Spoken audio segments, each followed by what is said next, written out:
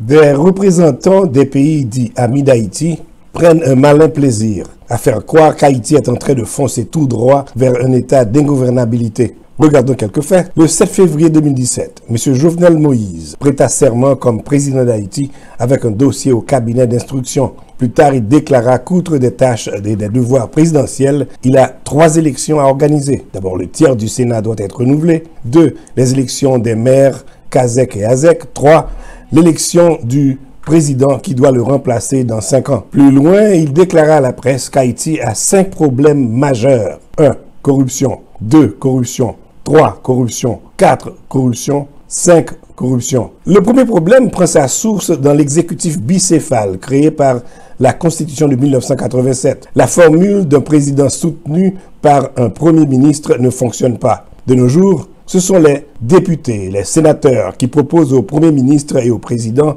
leur choix de ministres, secrétaires d'État, directeurs généraux, etc.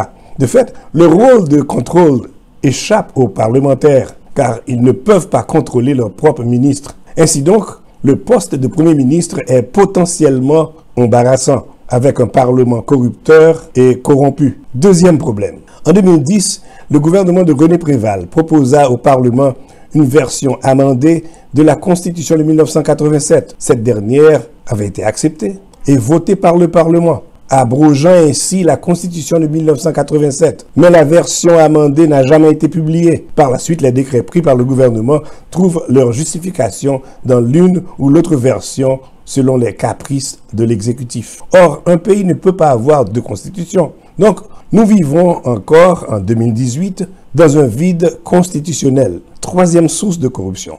Le vide constitutionnel d'aujourd'hui a son précédent. En 1957, un coup d'État militaire envoya Pierre-Eustache Daniel Fignolet en exil après avoir passé 19 jours à la tête de l'État. La Constitution fut suspendue ainsi que les libertés individuelles. Puis la junte publia la loi électorale d'août 1957 dans laquelle, tenez-vous bien, elle recommanda au président élu des élections du 22 septembre 1957 d'amender la Constitution de 1950. Plus tard, elle publia un décret stipulant que le pays était sous l'égide de la Constitution de 1950. Ceci était pour légaliser la prestation de serment du Dr François Duvalier le 22 octobre 1957. Quatrième source. En novembre 1957, Duvalier amenda la Constitution de 1950 qui mit fin au bicaméralisme haïtien en renvoyant les sénateurs. Le Parlement fut dénommé par la suite le corps législatif avec seulement la Chambre des députés. Il y eut d'autres amendements et finalement une constitution qui ressuscitera la présidence viagère créée par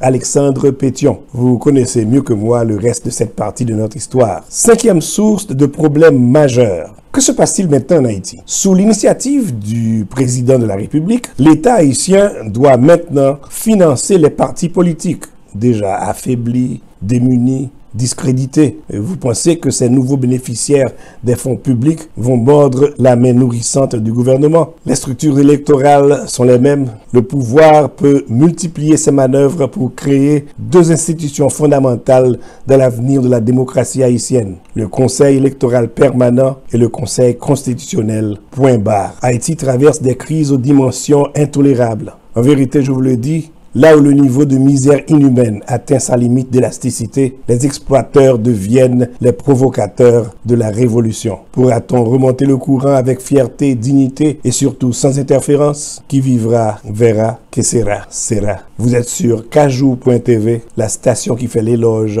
de la différence.